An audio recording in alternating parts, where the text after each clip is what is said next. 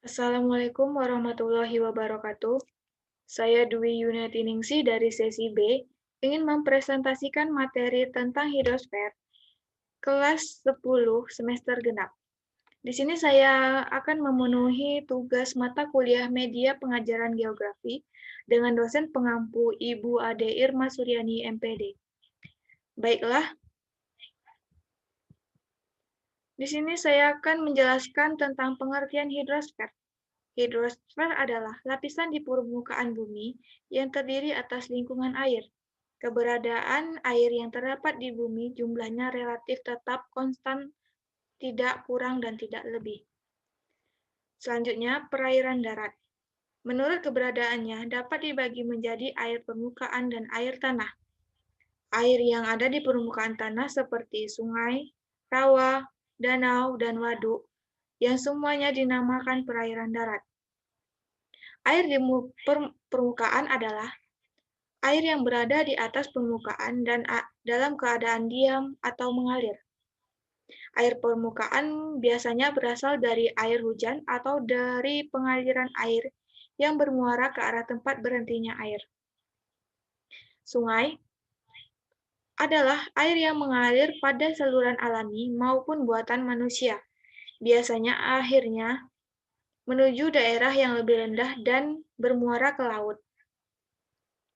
Berdasarkan sumber airnya, sungai dapat dibedakan menjadi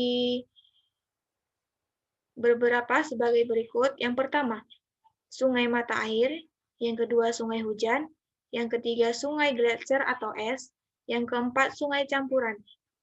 Selanjutnya, berdasarkan debit airnya, sungai dapat dibedakan menjadi beberapa, yaitu pertama, sungai permanen. Yang kedua, sungai periodik. Ketiga, sungai intermittent. Keempat, sungai ephemeral. Fungsi sungai. Yang pertama, sebagai pengairan tanah pertanian.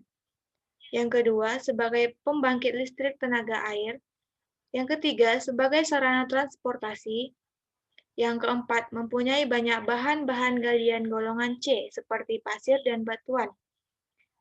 Yang kelima, sebagai sarana budidaya perikanan darat.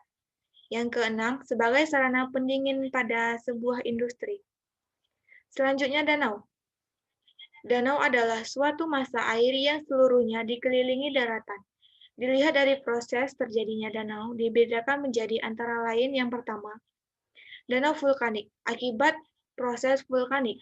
Yang kedua, danau tektonik, akibat adanya proses tektonik mes, berupa patahan yang luas sehingga membentuk cekungan yang besar. Yang ketiga, danau tektovulkanik, terbentuk akibat adanya proses tektonisme dan vulkanisme. Yang keempat, danau glasial, terbentuk karena adanya es yang mencair. Yang kelima, danau kars, terbentuk di daerah kapur. Yang keenam, danau buatan adalah danau yang dibuat manusia. Fungsi danau yaitu sebagai sarana kebutuhan air rumah tangga. Yang kedua, sebagai sarana budidaya. Ketiga, sebagai objek wisata. Keempat, sebagai pembangkit listrik tenaga air. Kelima, sebagai pengairan tanah pertanian. Selanjutnya, rawa. Rawa adalah daerah yang digenangi oleh air dan selalu basah karena drainase yang tidak lancar serta memiliki relief yang lebih rendah dari daerah sekitar. Jenis-jenis rawa antara lain, yang pertama, rawa payau, dipengaruhi oleh pasang surut air laut. Yang kedua, rawa sungai, berada di kanan kiri sungai. Yang ketiga, rawa pantai, terdapat di pinggir pantai. Yang keempat, rawa danau, terjadi karena dipengaruhi oleh pasang surut air danau. Selanjutnya, air tanah. Terdapat beberapa definisi air tanah menurut ahli hidrologi, antara lain, pertama, menurut Chai Asdak, air tanah adalah air dari aquifer yang hanya sebagian terisi air dan terletak pada suatu dasar yang kedap air serta mempunyai permukaan bebas. Yang kedua, menurut Ersin Seihan, Air tanah adalah air yang terdapat di bawah permukaan tanah pada lajur jenur. Yang ketiga, Suyono. Sarrodarsono. Air tanah adalah air yang bergerak di dalam tanah yang terdapat di dalam ruang antara butir-butir tanah dan di dalam rekahan-rekahan dari batuan. Yang keempat, menurut si Di Sumarto, air tanah adalah air yang menempati rongga-rongga dalam lapisan geologi. Selanjutnya, perairan laut. Perairan laut tergabung menjadi beberapa samudra. Jenis-jenis laut yaitu yang pertama, laut tepi adalah laut yang berada di pinggir atau di tepi benua serta terhubung dengan samudra. Contohnya Laut Jepang, Laut Utara, dan Laut Arab.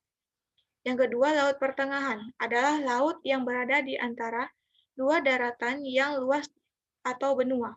Contohnya Laut Tengah, Laut Es Utara, dan Laut Mediterania. Yang ketiga, laut pedalaman adalah laut yang berada di tengah-tengah daratan atau dikelilingi oleh daratan. Contohnya Laut Kaspia, Laut Hitam, dan Laut Baltik. Selanjutnya, arus laut.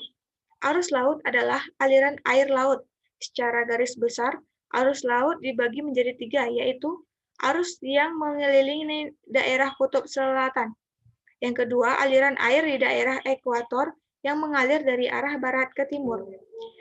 Yang ketiga, daerah subtropika, ditandai oleh adanya arus-arus berputar yang dikenal dengan gire. Sekian, terima kasih. Assalamualaikum warahmatullahi wabarakatuh.